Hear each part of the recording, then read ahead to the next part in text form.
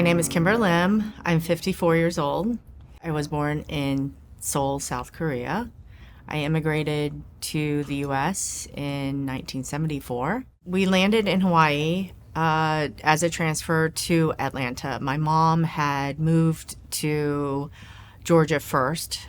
She was there for a year.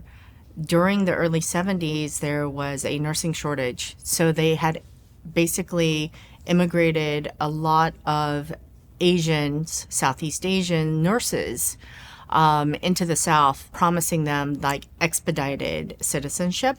And so she came out a year before we did, basically to save money and to bring us all out a year later. I lived in South Georgia until I graduated high school, until I was able to escape and go to college. I was able to talk my parents into letting me go away to college, meaning out of the town. It took a lot of convincing. My parents were very traditional, and they did not have a lot of expectations for me. And I think in my generation, that was still a little bit more common. They wanted me to just marry well. And they wanted me to do well in school, but never had any real expectations for me to have a career, to be at home, stay at home, mom, that kind of thing. And I think by crying and begging and pleading, they let me go to the University of Georgia, which was only like an hour and a half away. But at that point, they were much more supportive. And I understand why they wanted me to live at home until I was married and live down, go to community college down the street. Because when I was 11 years old, I was almost kidnapped. Someone broke into our house while everyone was asleep and knew exactly where I was in my room. I had my own room because I was the only girl, and proceeded to take me out of my house. Luckily, I woke up and started screaming, and he dropped me on the stairs and ran out the front door. And I think about it sometimes because statistically, when someone enters into your house and breaks in to kidnap you, you're dead within 24 hours. They never caught the guy. From that point on, I had to sleep at the foot of my parents' bed until we moved out of that complex, and they were very, very protective. It was very difficult for my parents to let me do anything I wanted, including things that would like bring any attention to me. So I could not try out for cheerleading, or I could not be on the basketball team. I could not do a lot of things that I wanted to do growing up. And I think that really affected me and my personality to always constantly have to fight for what I wanted. Yeah, so I always kind of felt that for some reason, like Georgia was so small for me, and I never really knew why I felt that way, but I decided of all of the things at the time, I thought communications would be a good major for me. I was inspired by now starting to see like Asian faces on the news. Connie Chung was very influential at the time. And I just happened to be walking by the student center, and there was a little flyer that said, if you want to do a national student exchange, you can sign up for a program. And we have hundreds of universities in the nation that you can study at. So I was like, wow, that's interesting. I'll pick California because that is the furthest place away from my parents. That I decided on Cal State University of Northridge because all the Cal State schools were part of this program. And Northridge was the closest thing to Los Angeles that I could see on a map. I've never been to California before, and started to study film and television. I started taking production classes during my exchange program. And the whole year, I went crazy with the projects that I did, they were so big and incredibly ambitious, but I thought it would be fun to just try to do them. And during that time, made half a dozen projects, including interviewing and being on set for like a national Jack in the Box commercial, like to doing 3-point live camera shoots where I would direct, and we would write everything and do skits and hire everybody in the class, and we did green screen. And I mean, it was such an incredible experience that I thought this could not possibly be studying. This was just fun. So that's kind of how college started, and my field in entertainment started right after that. Because of my crazy projects, my professor actually helped me get my first job as an associate producer on music video and commercial projects. It's really difficult to explain exactly what I do because my background is a mix of technology and media. So I started off doing physical production right after college and did a lot of it. And as an associate producer, I did everything from picking up donuts at 4 a.m. to hiring the writers and writing and doing post-production and final editing and working with, at the time, the first graphic machine that existed. We started to press doing interactive media and pressing things on laser discs before they become smaller and smaller to CD-ROMs, and now, everything is on the cloud. At the time, that didn't really exist, and my interest in tech as the media was evolving was so interesting. I just started gravitating towards that and wanting to do more. So after that, I started doing work in interactive.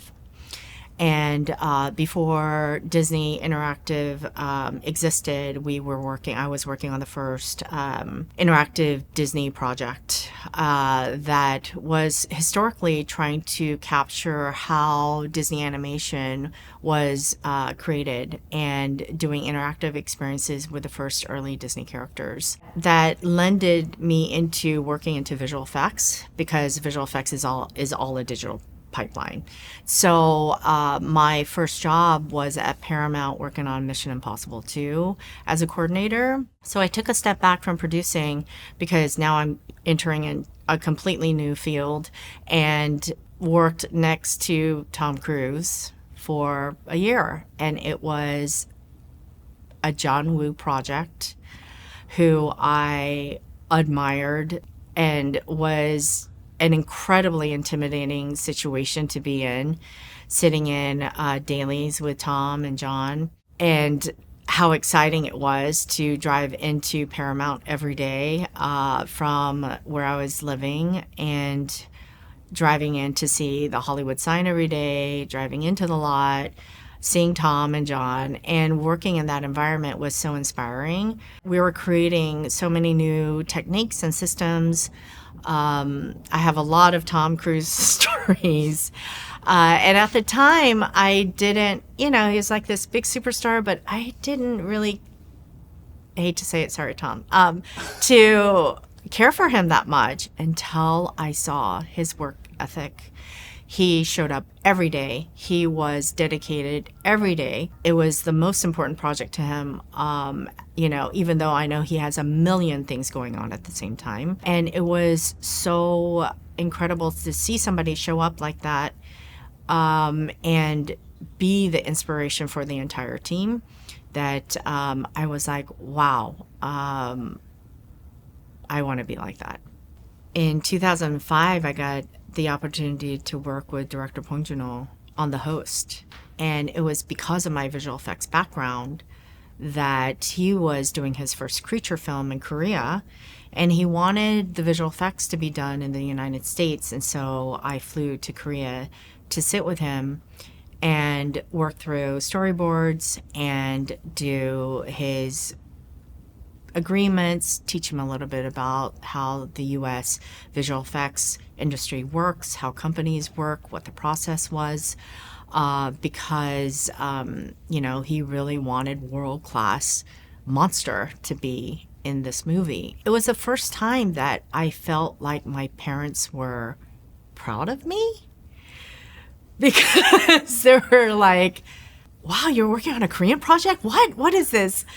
They had never seen any of the movies that I worked. They never saw Mission Impossible 2. They never, they didn't know what I did. They didn't really care that much about it. And then all of a sudden they were like, wait, you're working on a Korean project? What is this? Oh, and then they started to follow everything that I did. It was interesting. It was an interesting turn in my career, even at that, since that project. And then the whole world opened up,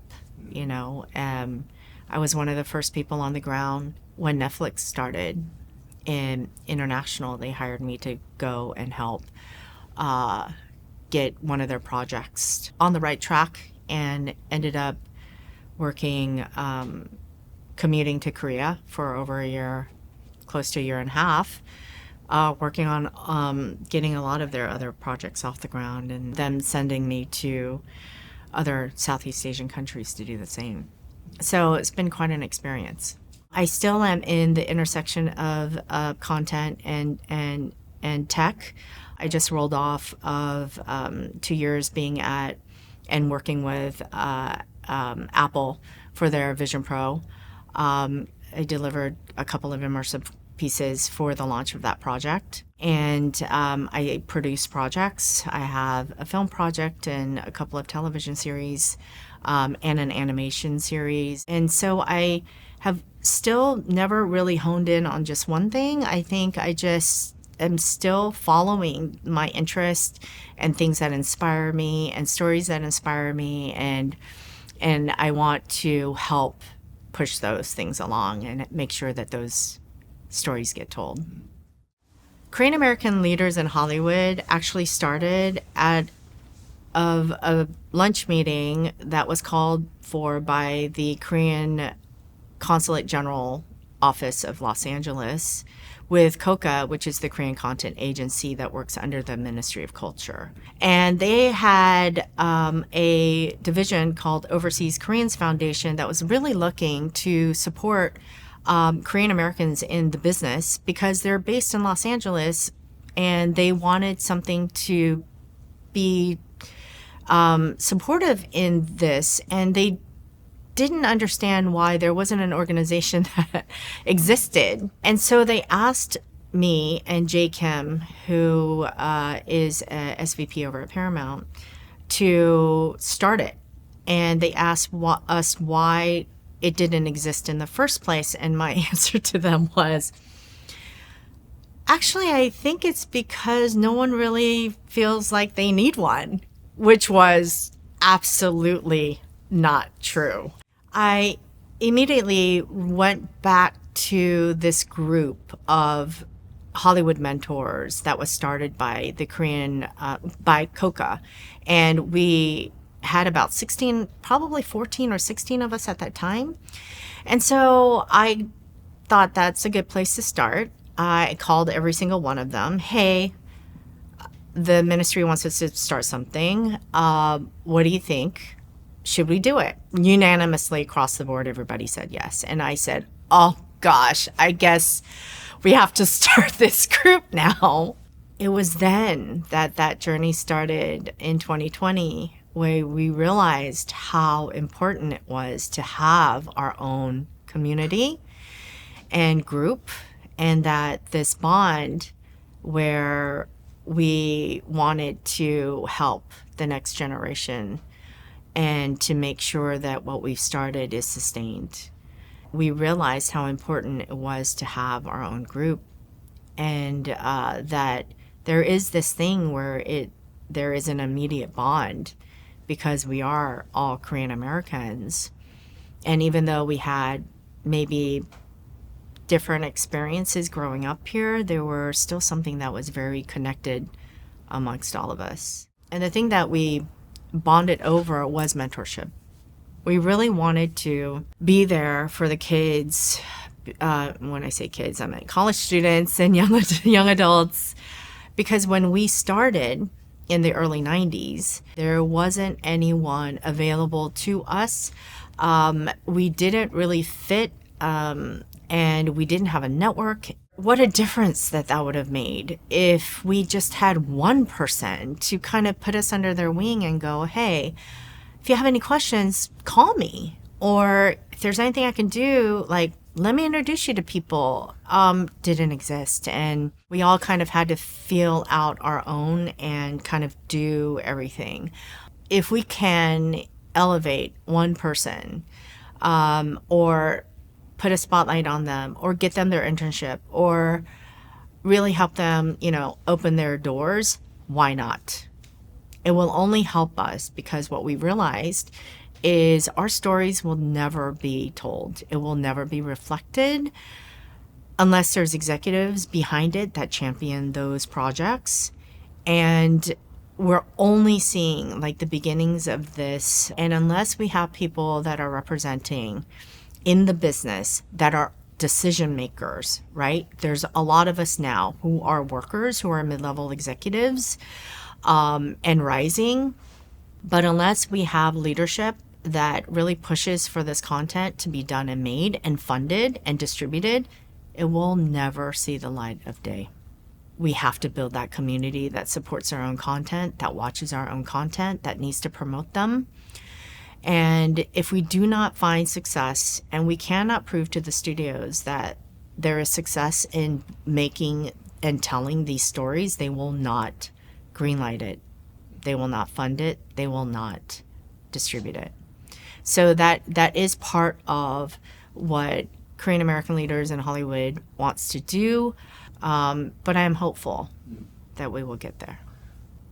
I still have a lot of ambitions, and I don't feel that I've quite accomplished the things that I've wanted. And I think I'm still looking for them and constantly pushing myself to get there.